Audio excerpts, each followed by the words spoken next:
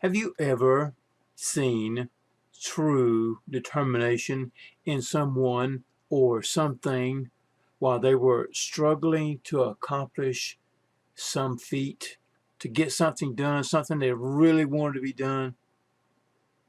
I want to show you that here in just a moment. Stick around.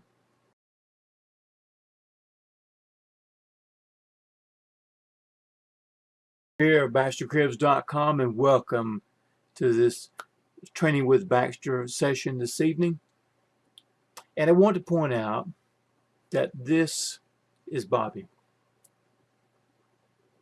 Now, Bobby is a bulldog that I have. I've rescued her from a trailer park one time long ago.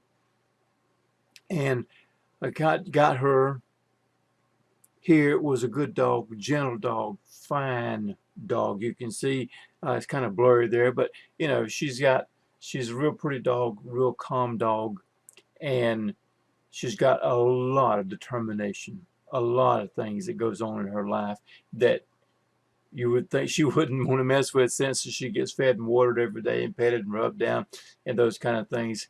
But see, Bobby, she doesn't like to stay in her pen. And she figures out how to get out in some way or another. I mean, really, she puts forth a great effort every day to get out of her pen. I've watched her tear holes in a 2x4 dog wire, just crunch it together until she gets it torn up. I put cattle panels in around her pen so she couldn't get out on the bottom side. And then so she climbed up to the top over the cattle panel and tore a hole in the fence and climbed out. And I fixed that. And she climbed out of the top of the fence. She struggled with a lot of things, but she had a great determination in that struggle. She was going to get that done, and she did. And now I figured out sometimes I can keep her in the pen for 2 or 3 days, and I'll come home from work, and there she'll be on the front porch, sitting there with the cats. I mean, just as calm as she can be.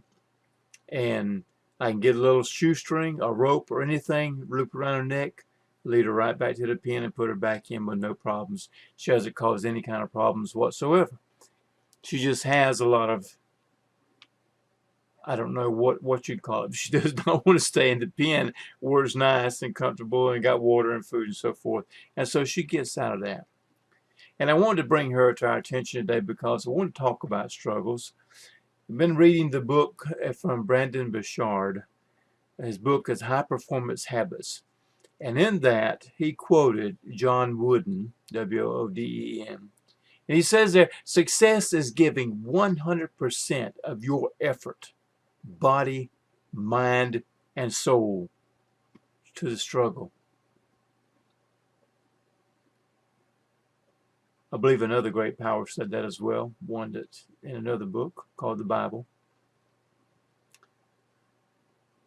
But this is what I found in Bobby, is that she has this great determination.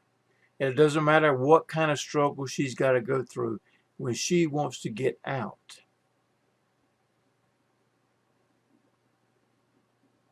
she can get out.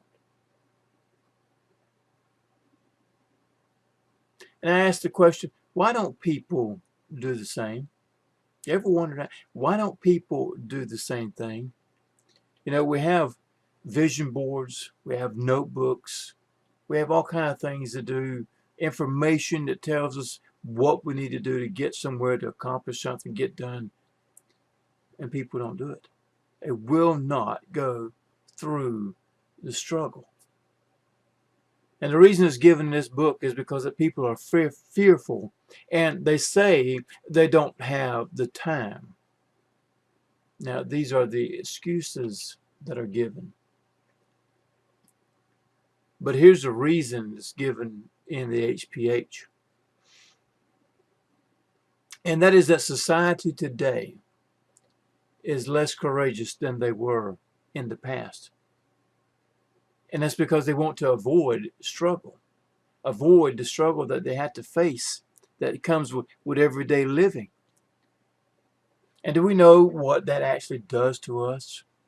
Well, for it, number one, it weakens our character, who we are, what we are.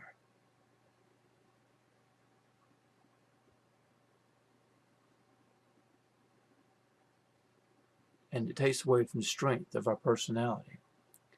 You know, we live in a society today where there is an abundance of stuff. And that's good and that's bad. Good because you can go get it. It's out there to have. You just got to go get it. And it's bad because people don't want to work for it. The word work is ugly. It really is, people. It really is. I interview people a lot for a job that I work during my daytime. And I hear people say, you know, I can't find a job. I just can't find a job. And I'll say, well, you know, you're not looking very hard. And I'll point out 4 or 5 jobs that are, there's signs that are everywhere out there, $8 to $13 an hour to work at a Taco Bell. Now, granted, they only get maybe 15, 18, 28 hours a week. But if you don't have a job, that's 20 hours a week that you could be making $13 an hour. Go get you a couple of jobs and get what you need. No, no, no. See, they want to start at the top. So I tried that one day. I gave a man an opportunity, gave him a little more money than usual to let him look, you know, see if what he was saying was the truth. He lasted 7 hours. I went off and made delivery and come back and he was gone. You know, people, they quit schools, they quit marriages, they quit jobs, they quit friendships, all at the first sign of a struggle. They really do. I mean, look at the divorce rate. Look at who people sit at the house and do nothing, have no kind of relationships whatsoever. Look at the school dropouts. We have to get a handle on handling everyday challenges. Every day. I mean, we must learn to honor the struggle, my friends. We really do. We've gotten so far away from that. And that's a hard sell because people do not want to struggle nowadays. They don't want to have to tolerate that and put up with those things. They do not. You know, it reminds me, I compare it sometimes to the sales of Marlboro cigarettes years ago when they first come out. You know, that was a really, really hard sell. And I don't mean to get on anybody here, but, you know, I mean, the cigarettes stank and they would kill you and they couldn't sell. So they had to find a way. That was a hard sell. So they ended up selling the idea of a man being on a horse. Same way they did to women, you know, Virginia Slims. Oh, look at you, girl. You've come a long way, baby. So they changed it and didn't make it a struggle to sell. But you know, if you look back 1 or 2 or 3 generations of people in this country, you'll find that those people there, they recognize that was just something that you had to do. It was something that you had to go through to learn the hardships of life, learn how to handle them, to build character and to build strength into your backbone, into your personality, so that you could know what to do whenever mommy or daddy wasn't there, or big brother or sister or somebody wasn't there. Let's just look at it like this. If we today keep telling people that take it easy, you don't have to do anything hard, how will they ever think to do what is hard when the time comes to do that which is hard? Now, we're coming to the end of my video here, and there's 2 narratives in this human life, and that is struggle and progress. Now, there's a wrong kind of struggle. I interviewed a man the other day, and he was telling me what they'd done. He was telling me why he had quit 2 previous jobs within the last year. You know, this man wanted me to check the oil in my truck. He wanted me to do minor repairs.